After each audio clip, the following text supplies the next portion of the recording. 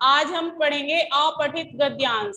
अपठित गद्यांश का क्या अर्थ होता है, पहले तो हम इस नाम से इसको स्पष्ट करेंगे कि इसका अर्थ क्या होता है, ठीक है, तभी हम आगे पढ़ेंगे।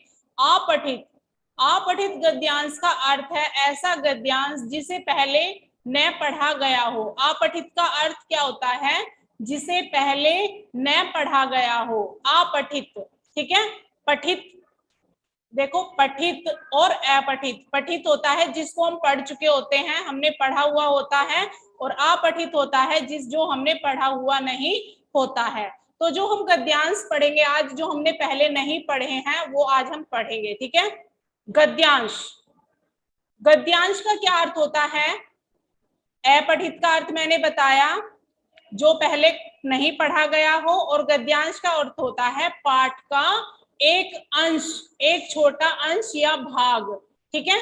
जैसे हम पाठ पढ़ते हैं, है ना, ये किस रूप में होते हैं? गद्य रूप में होते हैं। किस में होते हैं? गद्य रूप में होते हैं। तो जो इनसे हम अंश लेते हैं, छोटा भाग लेते हैं, एक अनुच्छेद लेते हैं, उसको हम गद्यांश बोलते हैं, ठीक है।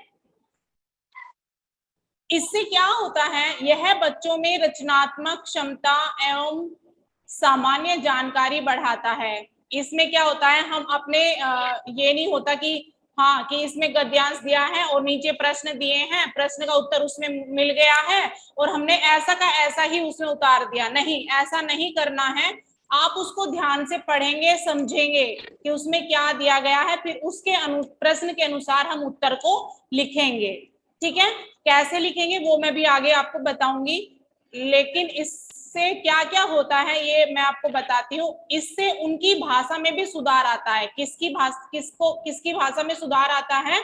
विद्यार्थियों की, ठीक है। इतना ही नहीं, इससे बच्चों की लिखित व मौखिक अभिव्यक्ति का भी विकास होता है। इससे आप लिखने का भी विकास होता है, मौखिक मीन्स बोलने का भी आपका विकास होता है, ठीक है। अपठित अंशों को पढ़कर पूछे गए प्रश्नों का उत्तर देते समय निम्नलिखित बातों का ध्यान रखना चाहिए। जब हम गद्यांश के प्रश्नों का उत्तर देते हैं तो हमें अनेक बातों का ध्यान रखना होता है। क्या क्या वो बातें हैं, देखिए। अपठित अंश को समझने के लिए 2-3 बार पढ़िए। आप पहले जो गद्यांश दिया है उसको पहले पढ़िए, जब तक समझ ना आए जब तक उसको पढ़िए, 2-3 बार में आपको समझ आ जाएगा, ठीक है, तब तक पढ़िए। पढ़ते समय अंश के मुख्य बिंदुओं को रेखांकित करो, जो आपको मेन पॉइंट्स लग रहे हैं उसको आप पेंसिल से अंडरलाइन कर लो, ठीक है। प्रश्नों को पढ़कर उनके उत्तर अपने शब्दों में दीजिए, ठीक है।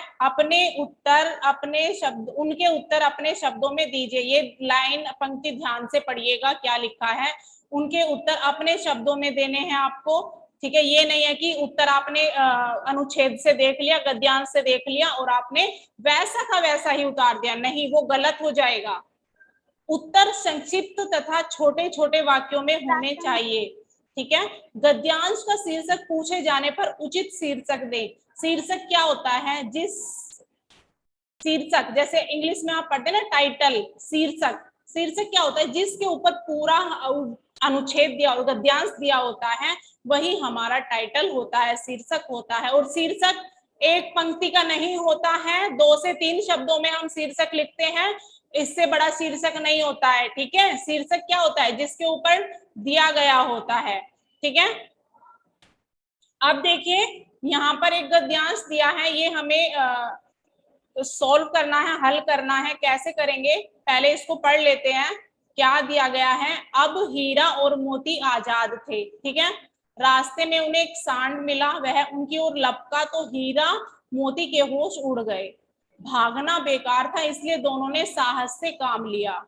सांड ने आकर हीरा पर वार किया तो मोती ने उस पर पीछे से सींगों से चोट की, ठीक है। वह किसी एक को तो मारकर उसका कचूमर निकाल देगा, पर ये तो 2 थे, मिलकर काम करने में बल है। दोनों ने मिलकर सांड को भगा दिया। मोती कुछ दूर उसके पीछे दौड़ा, पर हीरा ने उसे दूर तक नहीं जाने दिया। दोनों बैल अब बड़े प्रसन्न थे। आगे चले तो रास्ते में मटर का खेत दिखाई दिया। भूख तो लग ही रही थी, हरी हरी मटर देखकर उनकी भूख और तेज हो गई। वे खेत में घुस गए और मटर खाने लगे। अभी पेट भरा भी न था कि खेत के रखवालों ने उन्हें देख लिया। उन्होंने उन दोनों को चारों ओर से घेर कर पकड़ लिया और कांजी हाउस में बंद कर दिया। कांजी हाउस क्या होते हैं?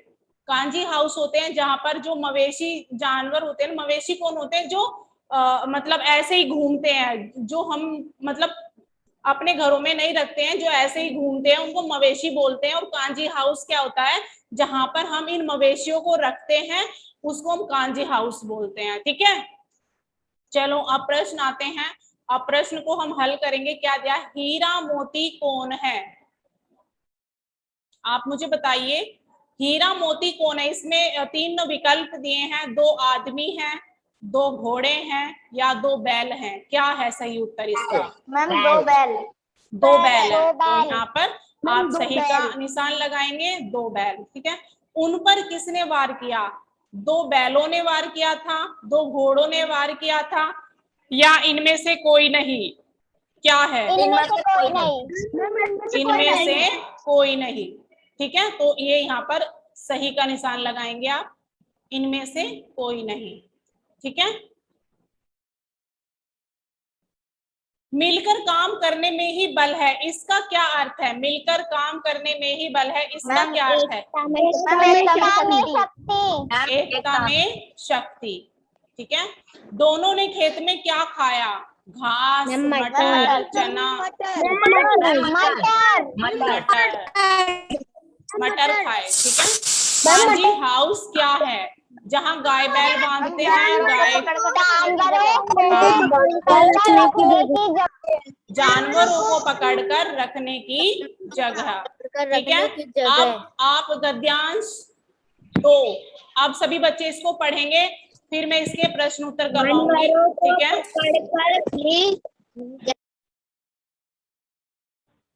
हमने जो ये गद्यांश पढ़ा है, ये किसके बारे में दिया गया है? हमारे त्योहारों के बारे में दिया गया है। त्योहार का हमारे जीवन में बहुत महत्व है। जैसे हम कुछ हम धार्मिक दृष्टि से मनाते हैं, कुछ हमारे सांस्कृतिक दृष्टि से त्योहार मनाए जाते हैं।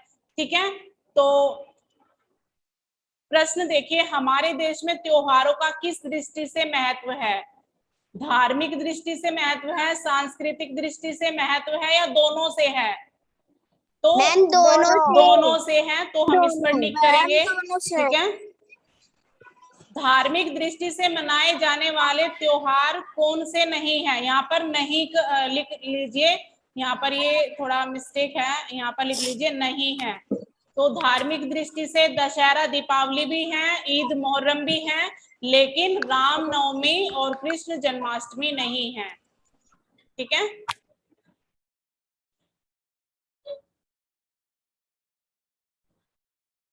यहाँ पर सभी बच्चे करेक्शन कर लेंगे, नहीं है। हमारे देश में त्योहार मनाने का क्या उद्देश्य है? देश के लोगों में प्यार कम करना, देश की राष्ट्रीय सांस्कृतिक एकता एवं अखंडता को बनाना। तो ये जो तीसरे नंबर पर विकल्प दिया है ये सही है। महापुरुषों की जयंतियां हमें क्या स्मरण कराती हैं? सद्भाव तथा सद्विचारों से सुख शांति स्थापित करना, सभी धर्मों को सम्मान देना, अपने धर्म को सर्वश्रेष्ठ मानना। क्या है इसका? सद्भाव तथा सद्विचार से सुख शांति स्थापित करना। इस गद्यांश का उचित शीर्षक बताइए। हमने किसके बारे में पढ़ा है यहाँ पर? हमारे त्योहार, सांस्कृतिक त्योहार या राष्ट्रीय त्योहार? हमारे त्योहार, क्योंकि हमने सांस्कृतिक भी पढ़े हैं उसमें और राष्ट्रीय भी पढ़े हैं। कोई एक तो दिया नहीं था, तो हम किस पे निशान लगाएंगे? हमारे त्योहार।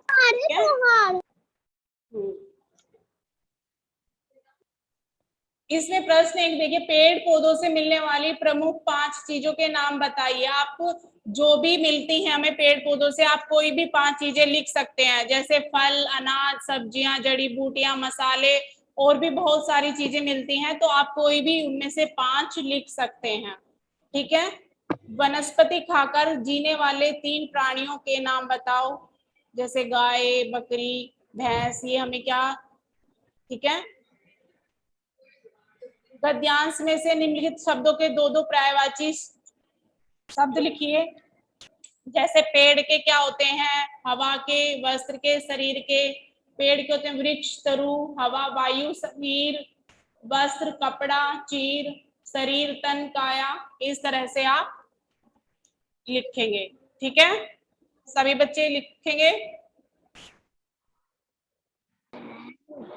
कर ही नहीं पाती। आप ऊपर एक हेडिंग बनाएंगे, ऐसे अनेक शब्दों के लिए एक शब्द। अपनी उत्तर पुस्तिका में, नोटबुक में ऊपर लिखेंगे अनेक शब्दों के लिए एक शब्द। और आपको फिर कहाँ से करने हैं, 1 से लेकर आपको करने हैं 15 तक।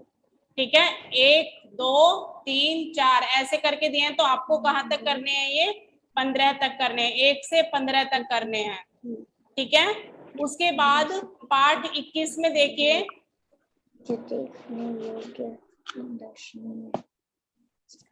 पाठ 21 में भी आप पहले हेडिंग लिखेंगे अनेकार्थी शब्द, और उसके बाद आप अनेकार्थक शब्द लिखेंगे 1 से 10 तक लिखने हैं आपको। कहाँ तक लिखने हैं, 1 से 10 तक लिखने हैं। ठीक है, यहाँ पर देखिए अनेक शब्दों के लिए एक शब्द।